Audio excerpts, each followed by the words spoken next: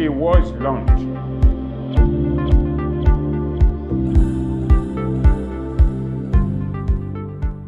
Good day, everyone. Welcome to another episode of AF24NEWS Talks. Today, I'm joined by Dr. Olabisi Deji. Welcome, Doctor.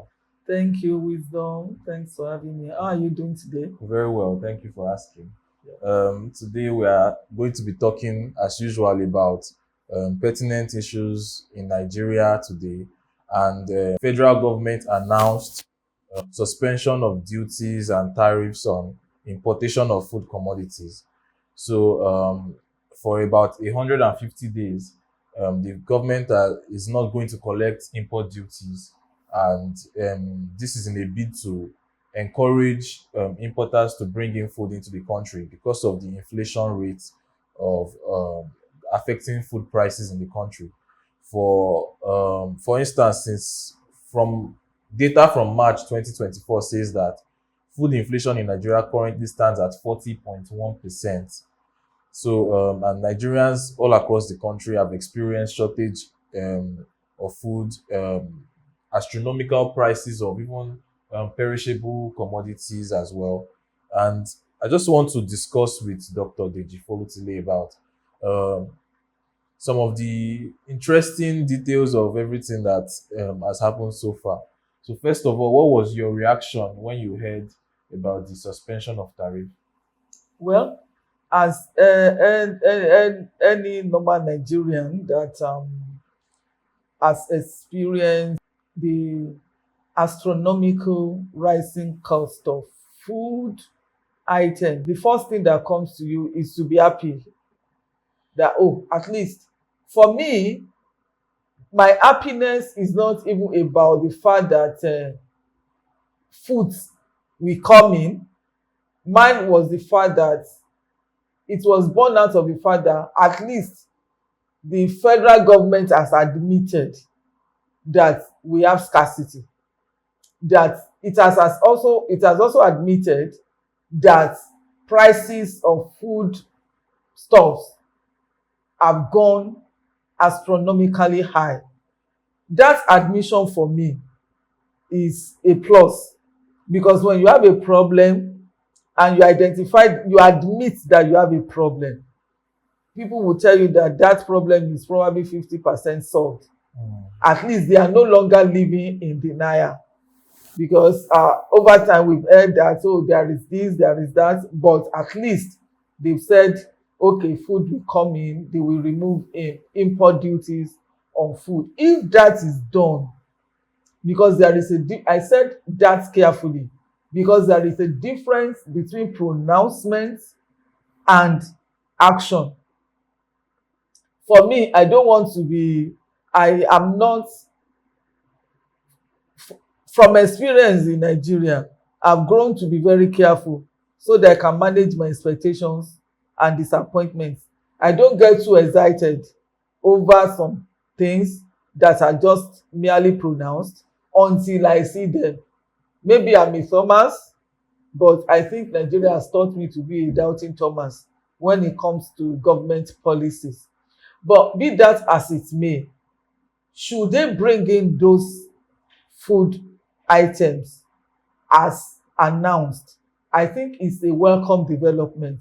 Yes, not a permanent solution, not a long-lasting solution, but at least it will bring some immediate reprieve to millions of Nigerians that have been starving, millions of Nigerians that cannot afford to eat. But at the same time, I will also ask, if these things are going to be brought in, are we not going to be relying on our forex? Do we really have the foreign exchange that can bring these things in and they still come at a price that will be affordable to Nigerians? Because we are looking at rising, we need to consider the depreciation of Naira, for example, against the dollar.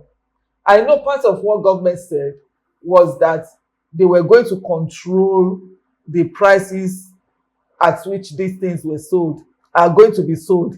But I mean, to what extent can that be done? If an importer brings in something, and he has to sell at a profit, right? So to what extent can government really control the price? But like some people will say, maybe we will cross the road. We will cross that road when we get there. So maybe let's at least that they even admit that there is food scarcity, that there is even a sign that there could be some kind of reprieve. For that, I will say I commend the government for responding to the cries and the yearnings of the people that have been hungry all this while. Well, it certainly helps that there is some sense of like, oh, this will not last forever, Yeah. and there's a solution in place or a solution being engineered as we speak. But it is also important to mention that the government actually projects that reprieve will come in January next year and not now, in 180 days time. No, they are saying that it's going to be, what they are saying is that by January next year, there will have been abundance of food. So I think they want to work within the second half of the year to do that. And if you look at the import duties they are even talking about, they said for 180 days. So they are removing that for, is it 150 days or whatever days? So I think that is like about 6 months or thereabout. So I guess what they are planning is just between now and January. But you also know that even if they want to import things, it can't arrive immediately. It's going to take weeks and all of that. So maybe because they are also aware of the time frame that it will take them to bring these things from outside the country, that's why they are projecting that probably by January 2025, there will have been abundance. And also, I think they are also thinking about what they call wet farming and also harvest time. I think there are some products that naturally will be harvested around August, maybe September, October period.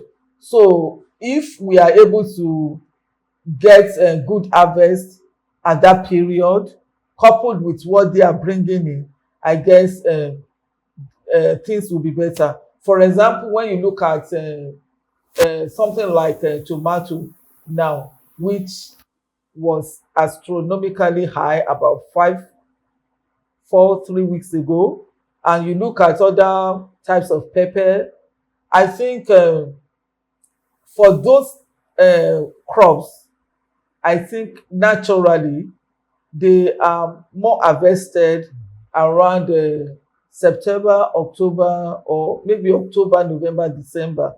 So if they are thinking about such things, and I also know that yam, for example, will start, new yam, for example, will start coming in.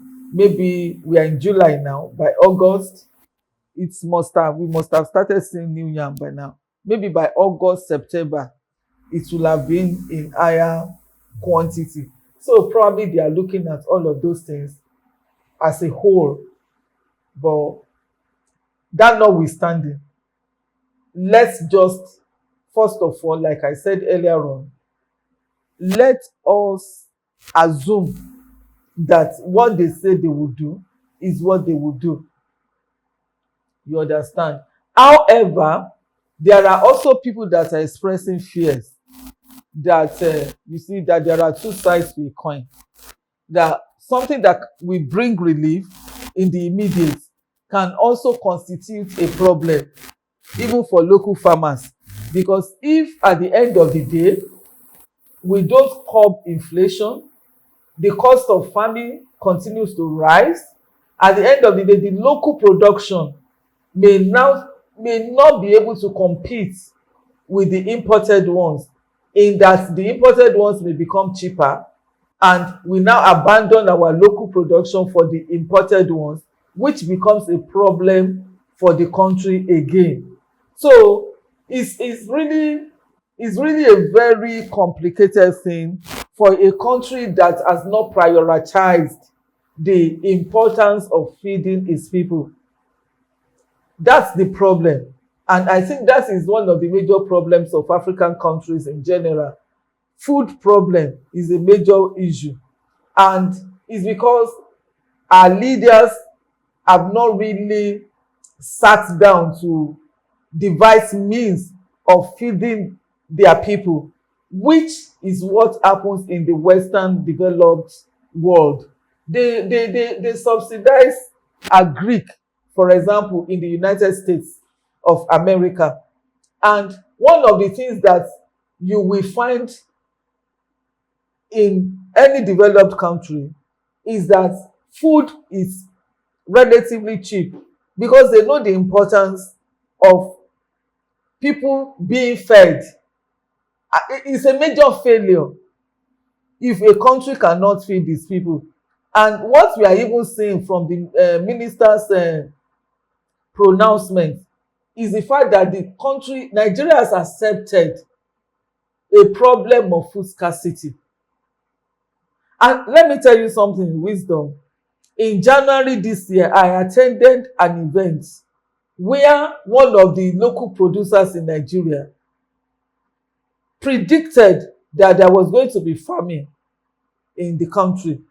He said it, even though he's a manufacturer. He was even telling the people that were his business, that were doing business with the company, that they shouldn't bother to deposit money for anything, because he wasn't sure there would be products that would be used to produce the goods.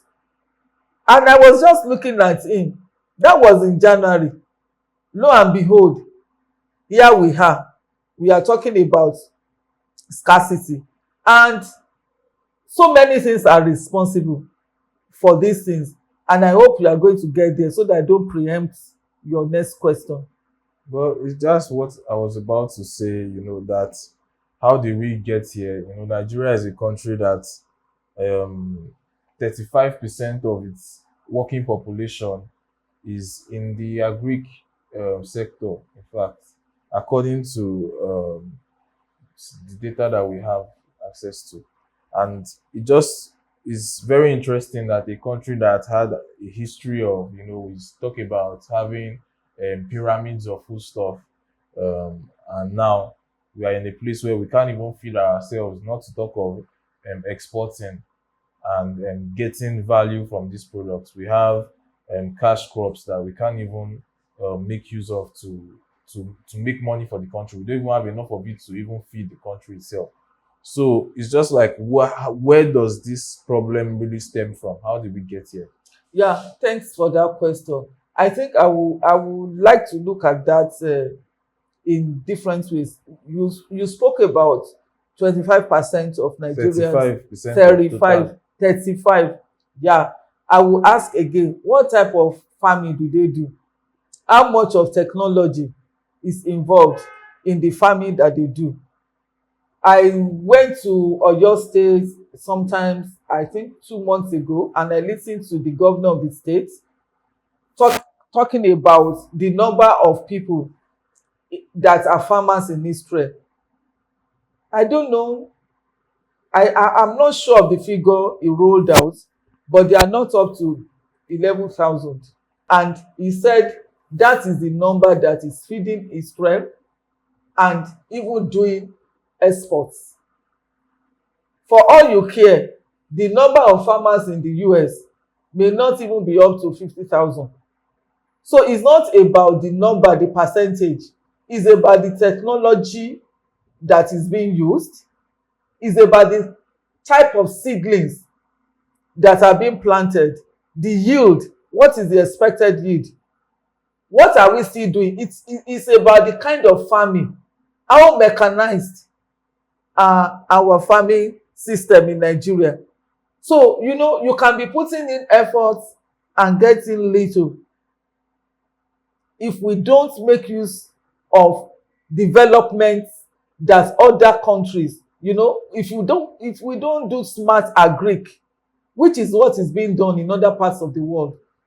There are seedlings today that we plant that you can predict the kind of yields you are going to get, and which we may not be using. You understand? So that is one problem. Another problem is the fact that we talk about infrastructural development. How much of infrastructural development take place in all the areas that across villages, farmlands in Nigeria? How easy is it for people to bring their produce to where they are going to be sold? Then another point is, how is there any incentive or encouragement for farmers in Nigeria when government rolls out policies for the people in the agri sector? Who do these policies work for? Do they get to the real farmers? That's another question. And the biggest of all is the insecurity challenge that has befallen the country in the past few years, where it is no longer safe for farmers to go to their farms.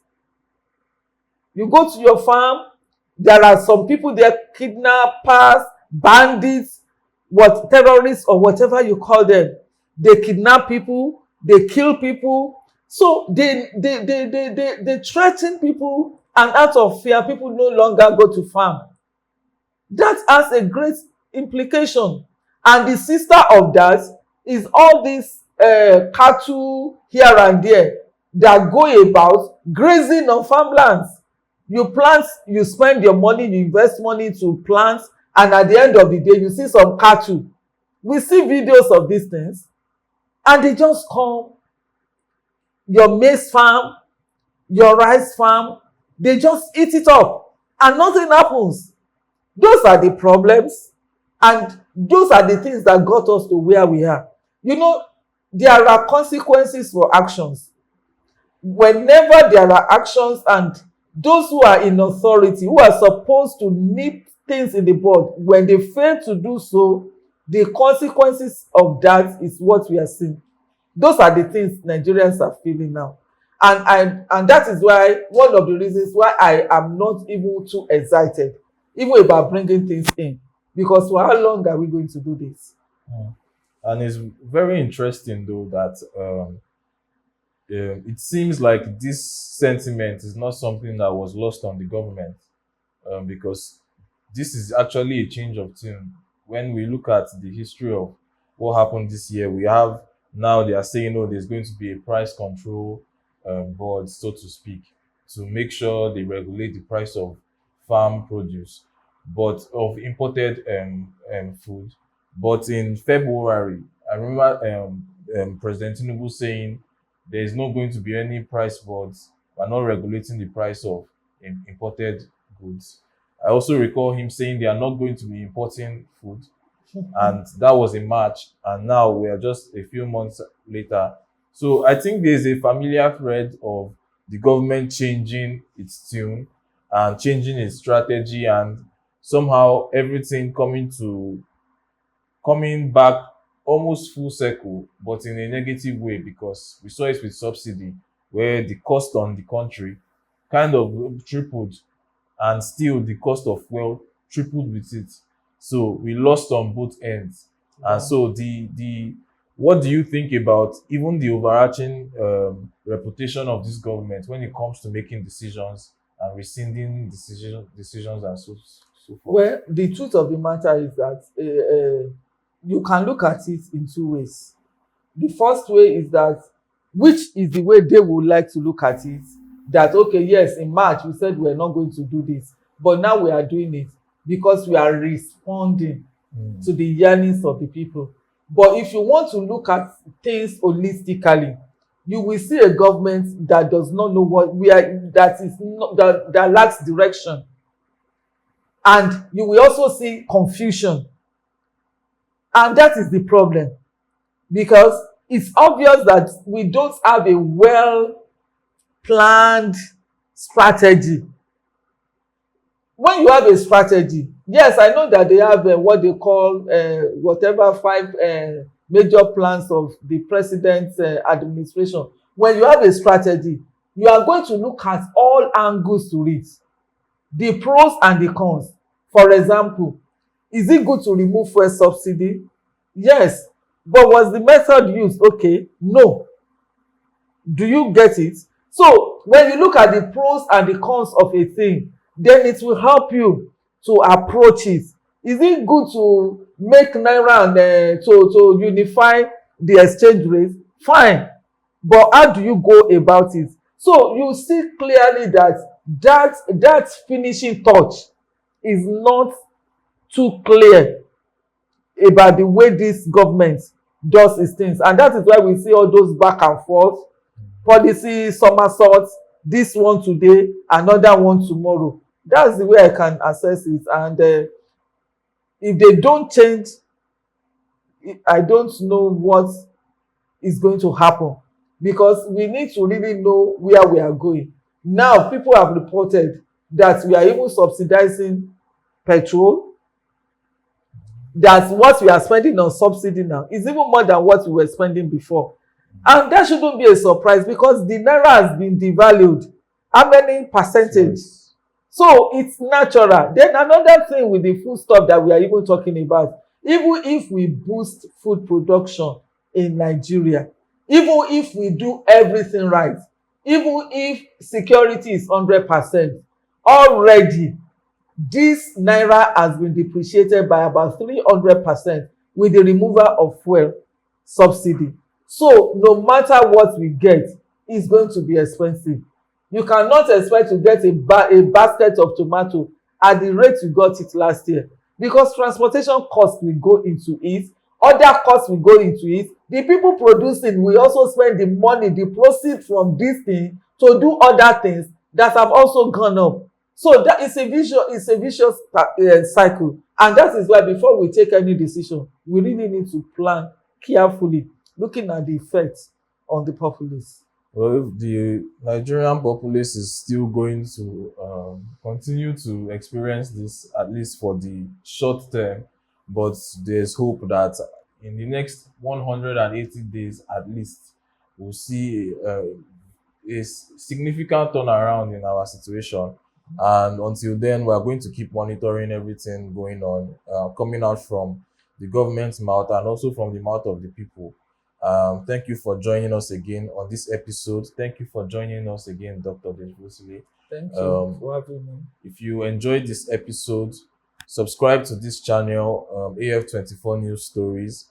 Follow us on social media and on www.af24news.com, where we post breaking news updates and daily updates about Nigeria and the world at large. Thank you.